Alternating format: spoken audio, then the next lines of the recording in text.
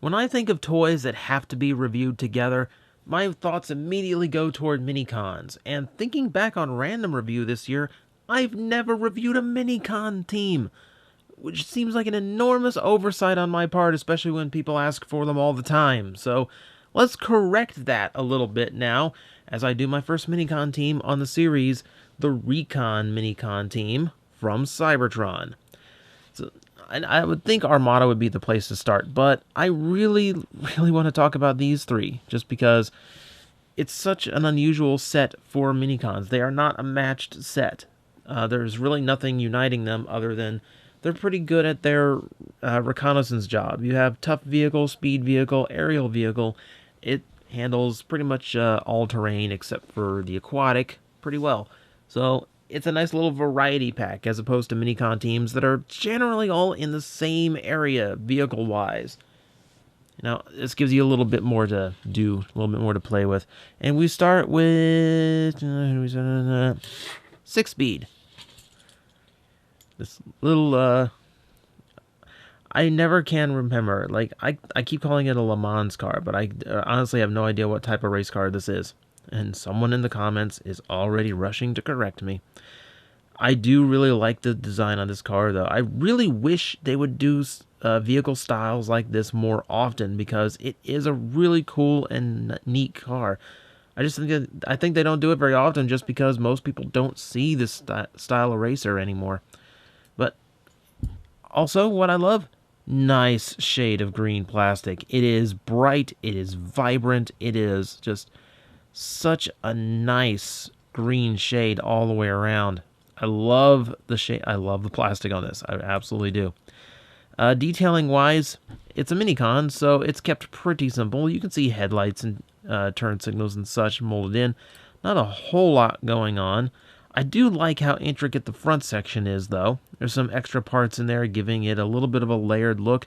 There's translucent parts used effectively. Here it's just being used as the windshield. A little bit of paint just to bleed through and give it a better shape. And a little bit of striping on the top as well as on the spoiler.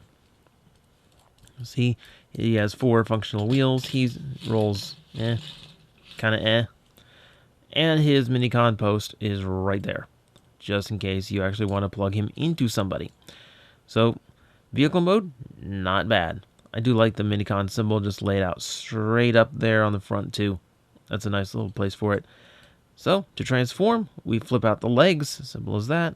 The arms are a little bit stiff, so trying to be careful here.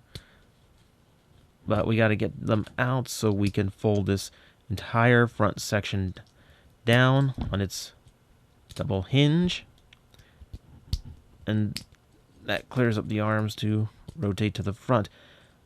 They stick if I try to rotate them to the front directly, so I kind of have to just wiggle them out a little bit at first.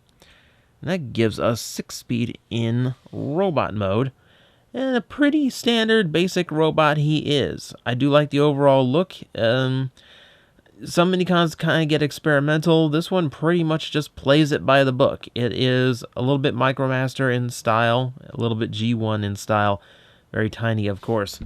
Now, can I get the close-up of the head? Yeah, my camera's good enough to do that.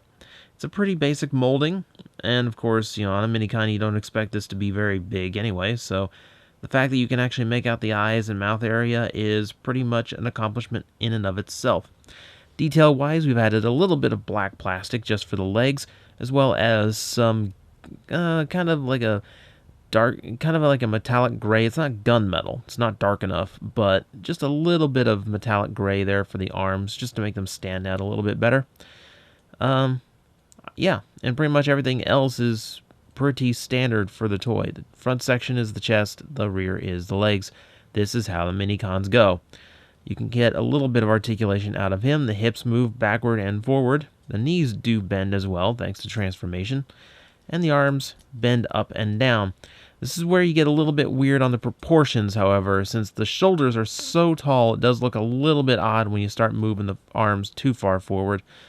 And for some reason, while his hips and back are over here, his head's all the way up forward like that. So from the side and from certain angles, he does look a bit off. So we're going to continue to look at him from the head on because he looks perfectly fine that way. And indeed he is. He is a perfectly fine Minicon. From there, I think we move on to Jolt, the centerpiece of the team leader, I assume, though it's kind of hard to imagine such a childish character as a leader. He is a helicopter of a completely undefined model. It's very blocky for a helicopter of any kind, but you know what? They worked with what they had, and I will give them credit. Despite being named Jolt, he is nothing like the original Jolt, in that this one actually is good. You can see he is mostly painted up in red, and yeah, that is paint. You can notice, if I can get the camera to get the light to agree, you can see just a little bit of green inside there. It's the same green they used on 6-speed, so that's where the gang molding comes in. And you can also, on this side, see the Minicon symbol, which has been painted over and not blurred out, thankfully, because of it. Yeah, it's a nice little vehicle. Like, you can see they put in a lot of little details to actually make it work. You can see the landing skiffs here on the bottom, or sleds, whatever, as well as the tail. The rotor is done and molded up completely on both sides. So all of the details needed for a helicopter are there. It is quite bulky on the top, but it actually manages to be just convincing enough. Now, when I talk about these types of toys, every now and then I have to point out, why does a Cybertronian vehicle, or why does a Transformer who's never heard of a human being have an actual cockpit? And the answer is, well, those are for Minicons. Why does Jolt have a cockpit? Why are there seats inside of Jolt? Keep in mind, he is the size of a human. What is this, a cockpit for ants? I don't know. It's little details like that, because it's also a Minicon, so what's he hiding from? Look, he'd look like a remote control, like the biggest remote control helicopter ever. So let's get this big RC copter into his robot mode, which starts by folding out the legs and being careful to avoid a little bit of clashing that goes on with the helicopter's blades. Man, this joint is stuck. Hang on. The joint is stuck on me. All right. There we go. Nice to know that after so many years, the joints are still that stiff, at least.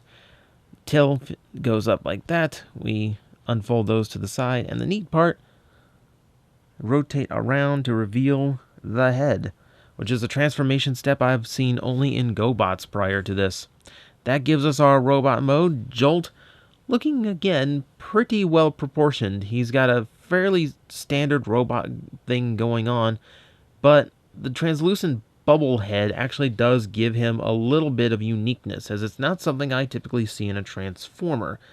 Now, if I try to get a close-up, however, it gets a little bit hard to see the face on camera.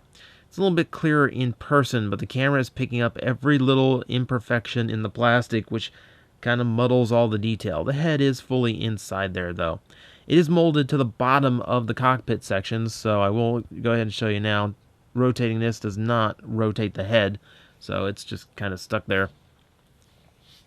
But as Minicons go, he's perfectly serviceable. I like the combination of colors. He's got a bit of a Psykill color thing going on, doesn't he? With the red, the silver midsection, the dome head thing. It's kind of weird that way, but he still manages to look like his own little bot.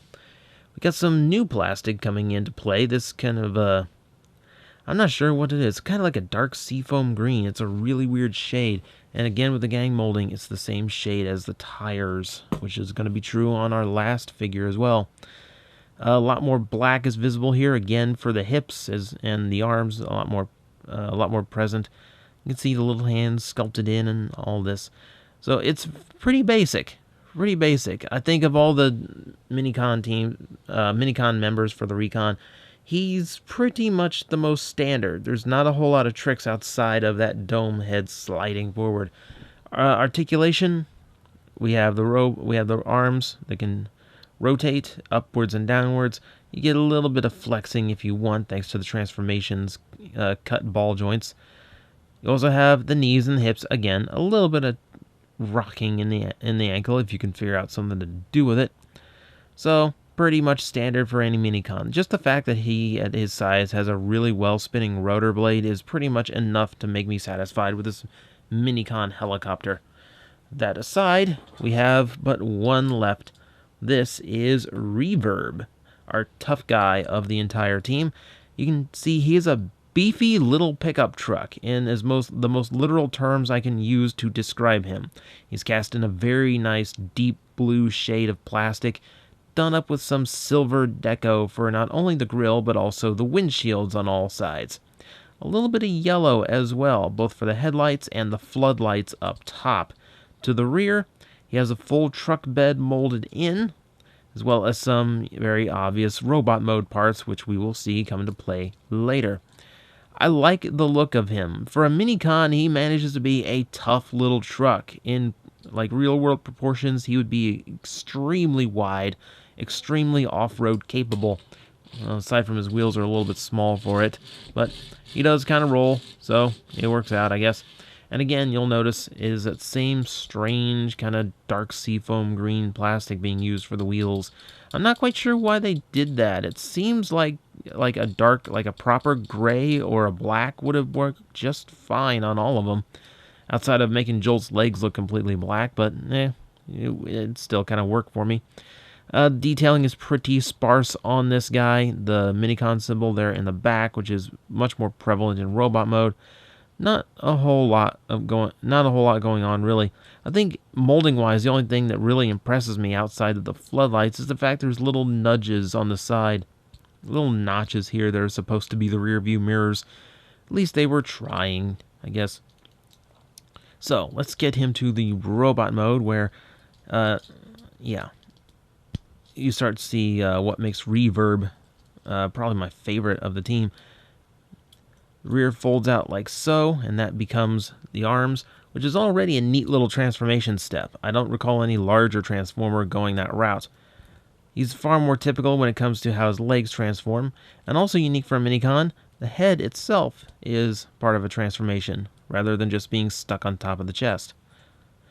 And that done, that is Reverb in his full robot mode, keeping that bulky, brutish appearance that his vehicle mode gave him. He's looking very good. Very, very blue as well. All the paint apps are pretty much visible from the robot mode, the windshield now making the feet, and the headlights and the grills making a bit of deco for the knees. Forearms, obviously painted up in orange to distinguish them out from the blue plastic. Because on a larger toy, this much truck kibble hanging out of the arms would be a bad thing. It's a Minicon, so it is easily forgivable. I like the paint deco done up on the chest. Takara did it a little bit differently. Hasbro just kind of splattered it across the chest. But I like how it looks. It's a lot bolder this way, and it breaks up the blue nicely. And he does kind of need that little bit of breakup on the blue. Also, to the head, this is where it gets a little bit strange, because he's got kind of a slight Optimus Prime thing going on with the center head crest and the two horns off to the side. It's a little bit familiar looking, especially since it's cast in blue and he transforms into a truck. A little bit funky that way, I feel. Now, I will say, while I really like the proportions on this guy, and I think he's got a good little vibe to him, being Reverb and all, his articulation does kind of stand out at the worst. His arms do go outward, and his elbows do bend. None of them had elbows that bend, so that's an improvement, I guess. But it also, he has no actual shoulder rotation, so his arms are kind of stuck the way they are. He does also have the same thing. The hips and the knees, just like all of the others. So, not a lot of posability as it is a Minicon, but I don't know, like, I kind of dig the shape. Like, there's something about him that I will admit, I like big blocky elements, I like solid looking robots, and I like things like, the parts darting off the shoulders like that, as like wide shoulder guards. So, design-wise, he does hit a lot of really nice points for me personally. It's not going to go for everybody, but for me, it works out pretty well. So, all of that said, that is, well, I guess I should put him in the middle because he's supposed to be the leader of this ragtag bunch. That is our Recon Minicon team from Cybertron. It is a nice, varied bunch. They look good together. They have a very distinct style amongst them. And as Minicon teams go, a lot more variety than you normally get. Because it's usually the same type of vehicle, is usually the same type of robot, something of that nature. Here, they all just kind of do their own thing, and they're all pretty good at it. They're three very distinct but still very good-looking robots and three very distinct vehicles. It makes a nice value pack, even if they do not have any kind of shared gimmick combined mode, I can combine with this toy better, etc. I still think it was a very good team. Like, this really showed just how solid the Minicon engineering could be and got away from some of the iffier examples that Armada had. And those iffy examples came back in classics, but we prefer not to talk about them. At least not on the show.